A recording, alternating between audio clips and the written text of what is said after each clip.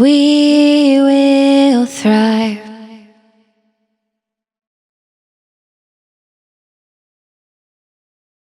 Hello, We Will Thrive community. This is Avish Parashar, and I am so excited to be taking part in this 24-hour inspirational marathon.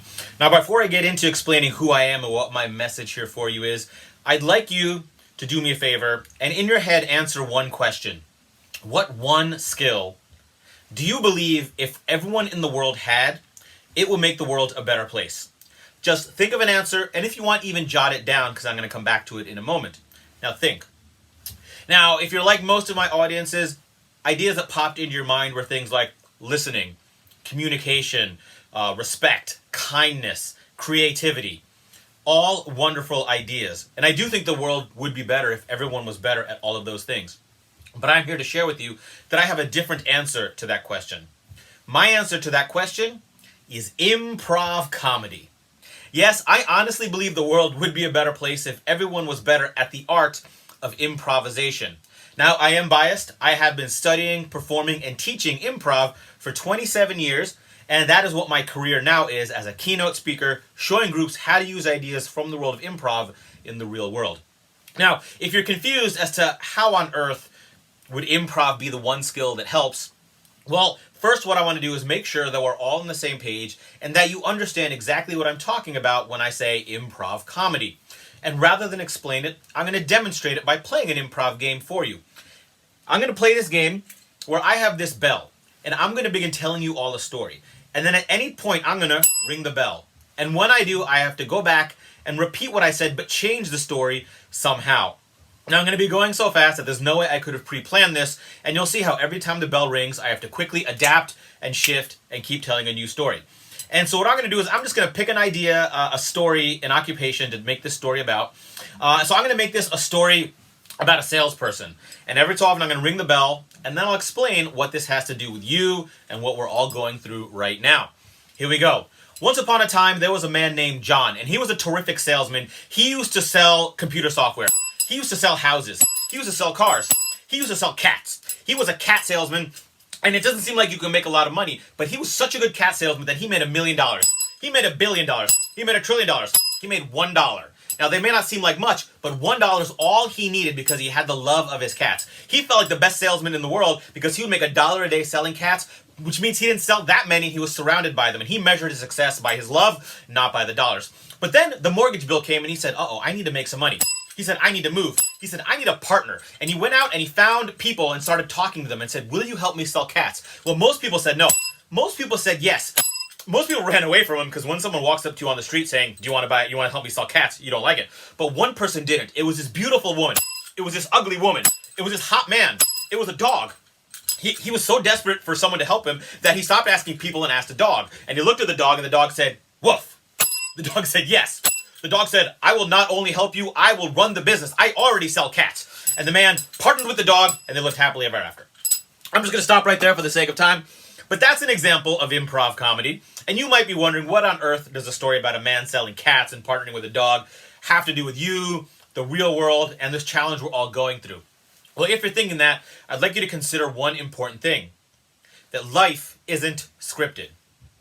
No matter how much we want it to be, with our plans, our agendas, our to-do lists, our 2020 vision boards, life is the ultimate improvisation. And just when you think you've got things all figured out, the universe comes along and goes, ding, now deal with this. Or as I like to say, sometimes ding happens. And what I found is that while planning is important, all of those tools I mentioned, the planners, the strategies, the vision boards, are all very useful. What ultimately separates people who succeed from those who struggle is not just how well they plan, but rather how quickly and effectively they respond to those ding moments when they occur, because they inevitably will. And we right now are going through the largest ding moment of any of our lifetimes, right? There's been tragedy, there's been challenge, there's been change, but we are in a situation where every single person on the planet is shut down, dealing with the same issues and stress and problems. And this has never happened before. And right now, for many of us, we are just trying to get through it. But without minimizing, without making a joke about it, I honestly believe the skills that let an improv comedian play a game like Ding can help you get through this challenge and change without just surviving, but by thriving. I'm going to share with you one simple but powerful idea from the world of improv that I use to play this game, Ding, that you can use right away to immediately start adapting and finding opportunity in this unfortunate thing we're all going through. And that simple idea is this. It is to say yes and instead of yes but. This is one of the first things you learn when you start learning how to perform improv comedy. It is that in every moment, on stage or off, whether it's a ding moment or just a general moment where we're living our lives, you have the choice of responding with a yes and or a yes but. If we really want to adapt, improvise, and be creative, we want to have the yes and response. Now here's how this would work in improv comedy. If I was doing a two-person scene, let's say I'm going to play two parts here. If I was working with a partner, and let's say we're having a conversation about where we go on vacation, the yes but response would be where everything starts with yes but, and you can see what that looks like. So for example, hey, let's go on vacation. I really want to go to a beach. Yes, but the beach is really hot, and I'd rather go to the mountains where it's cool. Yes, but at the beach we can, date and meet women to go out with. Yes, but I was really hoping to kind of do some canoeing and some swimming. Yes, but at the beach, we can party and have so much fun and really unwind. Yes, but, yes, but, yes, but. Now, even without getting there, you can see that's never going to reach a resolution while both sides are using yes, but. In fact, it's just an argument. It's negative. It doesn't feel good at all. And it stomps all creativity. Now, if we were to subtly shift that into a yes and, here's how that might look. Let's go on vacation. I want to go to the beach. Yes, and if we get that condo at the beach, we can have that nice shade so we can be outside and still be kind of cool. Yes, and we'll have a great place to invite people back to. So maybe, we'll have like a party central and we can kind of entice people to come home with us. Yes, and, that beach has lots of water sports that I can maybe subtly shift, but I can do jet skiing instead of the fishing I like, and I can try something new. Yes, and if you do that, I would love to do that with you, and we can do some more activities together instead of both of us just spending time apart. All right, so you can see how that can continue, but the yes and approach is very collaborative. When you start talking from a place of yes and, you listen, you collaborate, and you build ideas with the other person, right? We start adding on to it. The other thing is yes and forces you a bit out of your comfort zone. When we were saying yes but, it was just beach, mountain, argument. With yes and, I have to get out of my comfort zone and say, well, I didn't want to go to the beach, but let me explore that idea with you. Let me see how that might work. It also forces creativity, right? You then have to say, well, here's what I had in my fixed mind, but if I'm going to yes and the beach, now I need to get creative. And you can come up with new ideas that are even better. Now, this is a very powerful communication tool. It's a way of changing conflict into collaboration and communication. And for the sake of dealing with change, this is the critical mindset for us to thrive during this global pandemic and lockdown instead of just trying to get through it. You see, right now, many of us are saying, yeah, but I wish things could go back to the way they were before. Yeah, but this is not fair. Yeah, but my business was doing so well. Yeah, but everything was so good. Yeah, but if this lockdown wasn't here, my relationship would be better. Very natural, very understanding responses.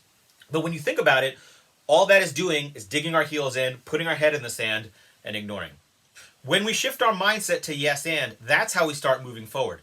Yes, things are locked down, things were good before, and here's how I can make it even better. Yes, my relationship was doing so well, and here's the opportunity I'm going to find here. Yeah, my business was thriving, and here's a shift I'm going to make it even better. Now, a couple times there, I use the phrase even better. And in my keynote presentations, I talk about an idea of thinking better, not back. To think better, not back. What I mean by that is that when change happens, our natural response is to say, yes, but why can't things be back like they were? Instead, we want to change the question to, yes, and how can we make this new reality even better? Not just how can we get through it, how can we survive it? How can we make this new reality even better? For me, for the 24 hours of speakers you're watching, a lot of that is shifting to virtual. Now, my initial thought when switching to virtual was, let me kind of add this virtual because I can't wait to get back to live. And I'll tell you what, I still want to get back to live, but what I'm trying to do is shift my mindset so that when we come through this, I will enjoy the virtual and be good enough doing it that I will still want to do it. And that is how you know when you've come up with a yes and, better not back idea. If you say to yourself, how can I use this change to my advantage? You'll come up with lots of ideas. But take the question one step forward.